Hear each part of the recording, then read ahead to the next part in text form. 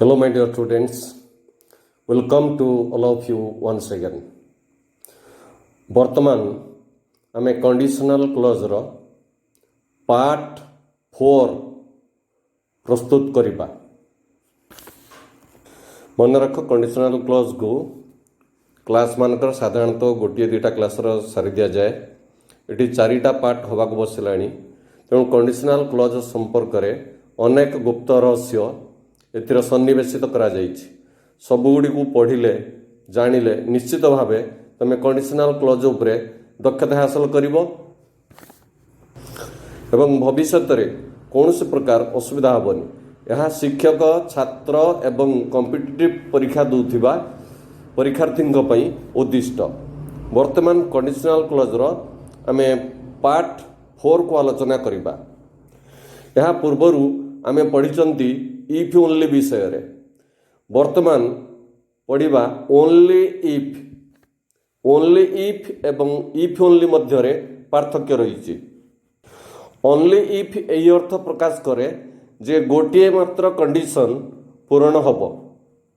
Example ହେଉଛି you can go to bed only if you have finished your homework. I would invite him to the dinner only if he doesn't drink here. କିନ୍ତୁ only if ସମ୍ବନ୍ଧରେ ଏକ ଗୁରୁତ୍ୱପୂର୍ଣ୍ଣ ତଥ୍ୟ ରହିଛି। ଯଦି only ifକୁ ବାକ୍ୟ ଆରମ୍ଭରେ ବ୍ୟବହାର କରିବ ତାହେଲେ ମେନ୍ କ୍ଲଜ୍ର ଇନଭର୍ସନ୍ ହୁଏ, ଅର୍ଥାତ୍ ମେନ୍ କ୍ଲଜ୍ଟି ପ୍ରଶ୍ନବାଚକ ଭଳି ଲେଖାଯାଏ, ଯାହାକୁ ଇନଭର୍ସନ୍ ବୋଲି କୁହାଯାଏ। एग्जाम्पल देख only if you can qualify in your first attempt will you be able to get a job. Only if he tells the truth will he be granted bail. तुम एठार लक्ष्य कर जे main क्लोजटी को प्रश्नवाचक वाक्य भली लेखा जाइछि। वर्तमान परवर्ती पॉइंट को आसबा। इफ क्लज और मेन क्लज उभयरे वुड व्यवहार एटी को साधारणतः अमेरिकन इंग्लिश व्यवहार करा जाए। तार एग्जांपल होची if you would help me I would buy A camera. I would be happy if you would participate in the function. It would be a pleasure for me if you would attend the party with your family. बर्तमान परवर्ती point को जीवा बहुत गुरुत्वपूर्ण point एटा होची mixed conditional, मिसामिसी conditional. यही प्रकार वाक्य रे टाइप 2 एवं टाइप 3 रो मिश्रण होता है। ताको मिक्स्ड कंडीशनल कहबार कारण होची इफ क्लॉज रो टाइम एवं मेन क्लॉज रो टाइम परस्पर ठारू भिन्न होता है।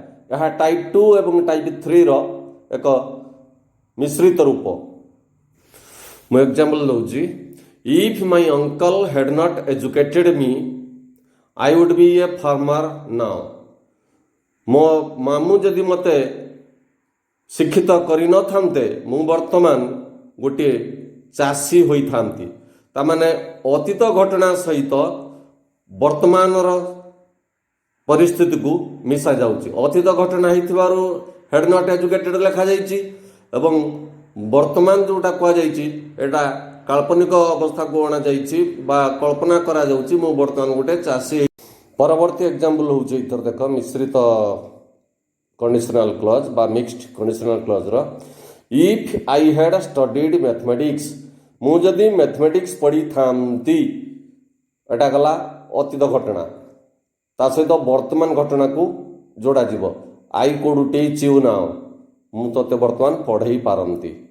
किंतु आमे पूर्व पढ़ी इफ वाक्य रे पास्ट परफेक्ट रहिले मेन क्लॉज रे would have could have might have plus V3 रहइबो। किंतु एठी सेमती नाही। इफ क्लॉज रे पास्ट परफेक्ट अछि, मेन क्लॉज रे would could might should plus V1 रही परिबो।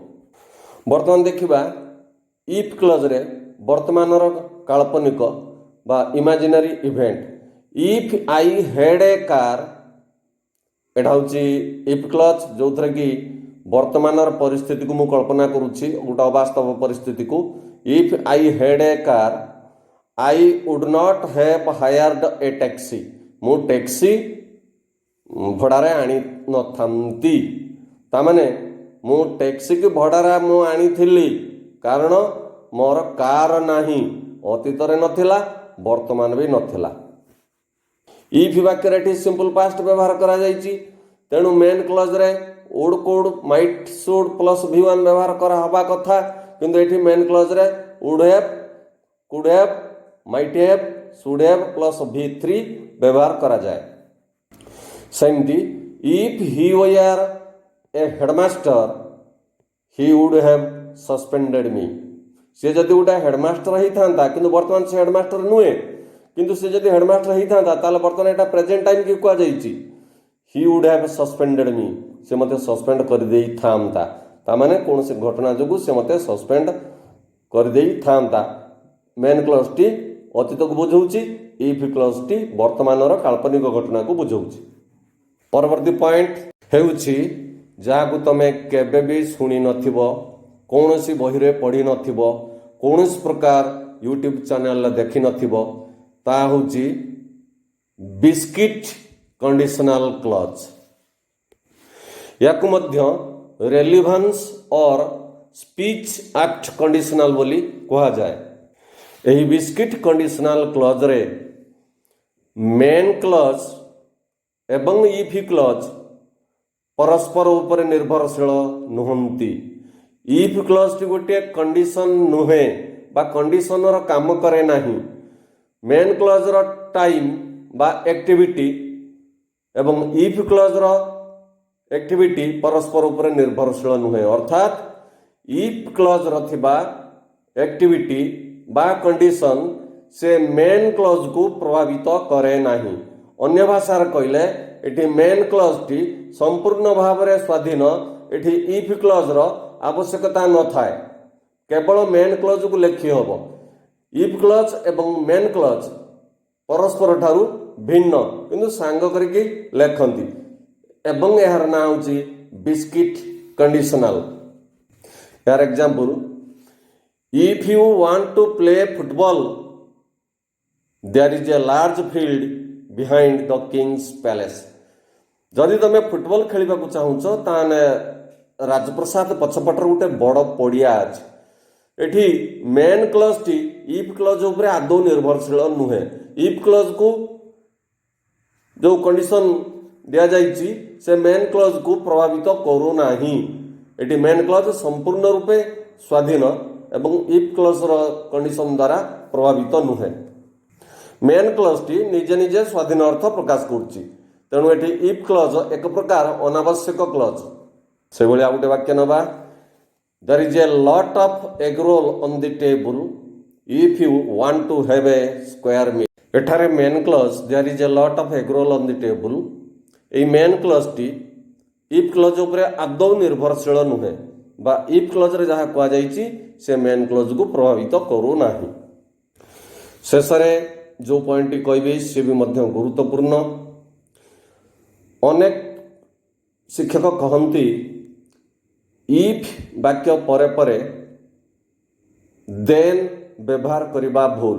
धरा जाओ वाक्यटी एभली, if it rains then we will take an umbrella with us. ए देन को अनेक लोक कहती भूल, किंतु ये भूल नुहे।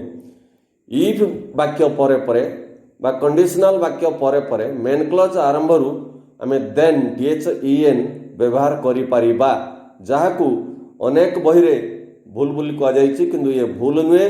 एटा को अमेरिकन इंग्लिश रे व्यवहार करा जाए सेतेबेले जेतेबेले से माने मेन क्लॉज टी को गुरुत्व दबा को चाहती। So then is used at the beginning of the main clause when we want to emphasize something. और वाक्य, if you give me money then I will give you honey. एटा देखो main clause पूर्व देन व्यवहार कराई, तेणु main clause पूर्व then व्यवहार करा जाई पारिबो।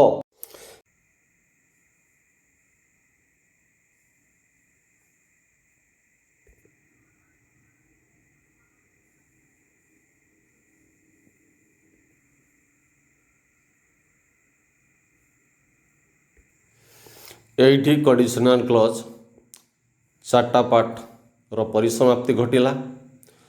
ଏଥିରେ ମନେ ରଖ କଣ୍ଡିସନାଲ କ୍ଲଜ୍ ଉପରେ ପୃଥିବୀରେ ଏଭେଲେବୁଲ୍ ଥିବା ପ୍ରାୟ ସମସ୍ତ ତଥ୍ୟ ଦିଆଯାଇଛି। ତମେ କୌଣସି ବହିରେ ଏସବୁ କଥାକୁ ପାଇବ ନାହିଁ, ତେଣୁ ଏହାକୁ ସାଧାରଣ ଭାବରେ ନେବ ନାହିଁ।